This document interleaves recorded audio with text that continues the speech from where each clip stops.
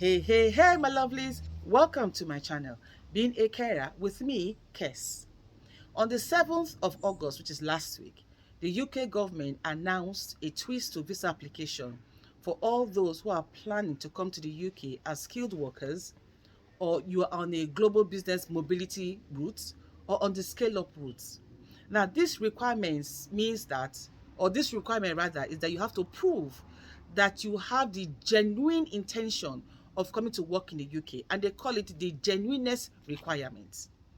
Last week as well, just 2 days after the announcement, somebody sent me an email telling me that, they were asked or make available certain documents. And I'm like, oh, that was pretty quick. Okay. Now, what are those things you need to ascertain your genuineness to come and work in the UK? I will be explaining that in this video.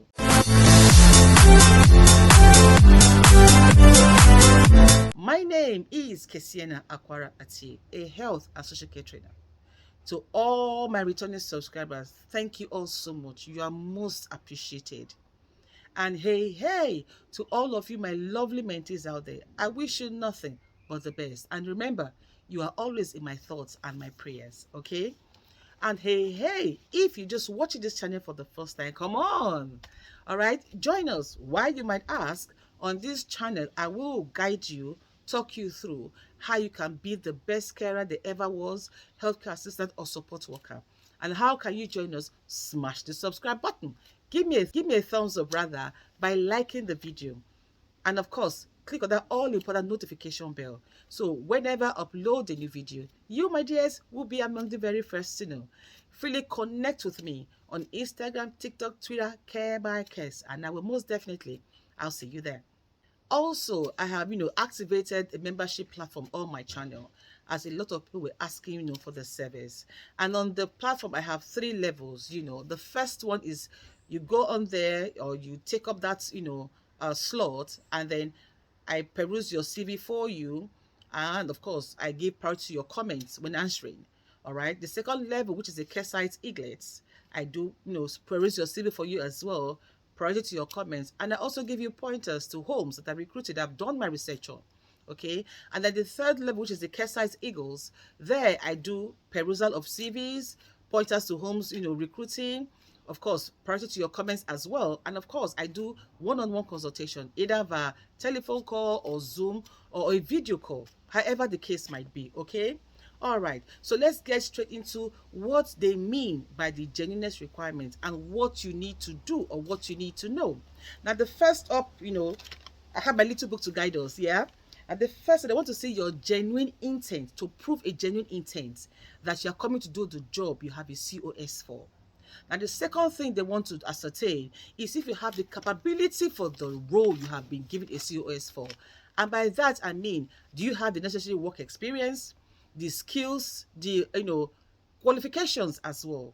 Okay. And then thirdly, they want to let you know, or they want to know if there will be no unauthorized employment during that period. Okay. Now, I'm going to talk about the care sector, because that's where I'm involved in.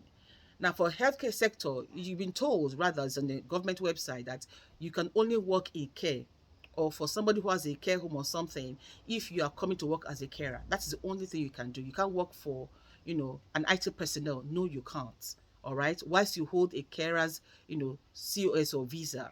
Okay. Now, it might also be asked to provide additional information. And all this you have to do within 10 days. And by 10, I mean 10 working days. That is 2 weeks. Okay. Now, if the home office caseworkers are not satisfied with what you have sent, they might invite you, for an interview to assess your suitability for that role. Now, what factors are they looking at to determine your genuineness requirements?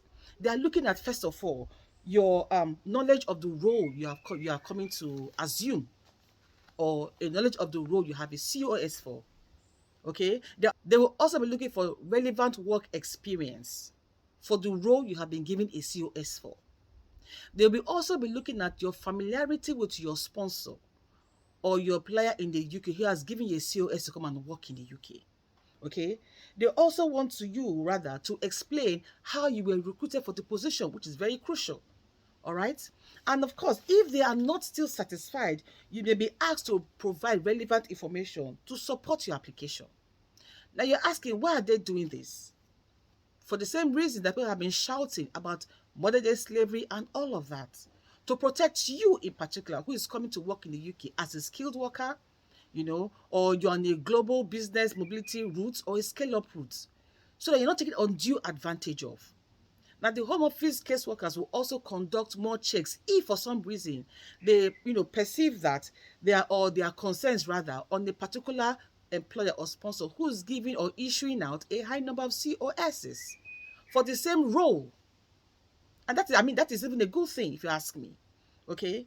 They also want to know, or they think paraventure, you may not be coming to work in the role specified on your COS.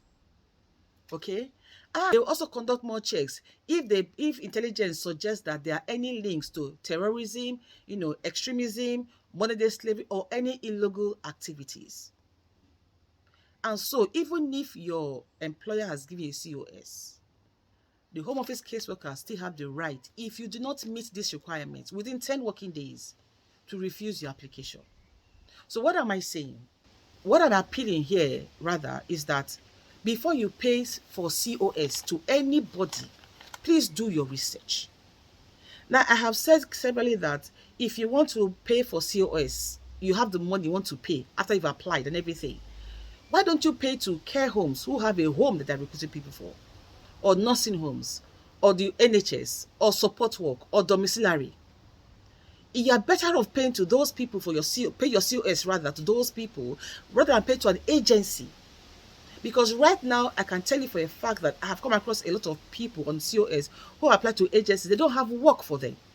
Why? They don't have a home. They don't have clients. They depend on the care homes or nursing homes to request or to make requests for people to come and work for them.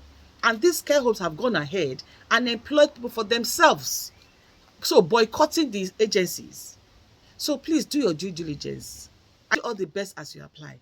And always remember this, guys. Never you forget that no matter what the matter is, you, my dears, you matter so much more.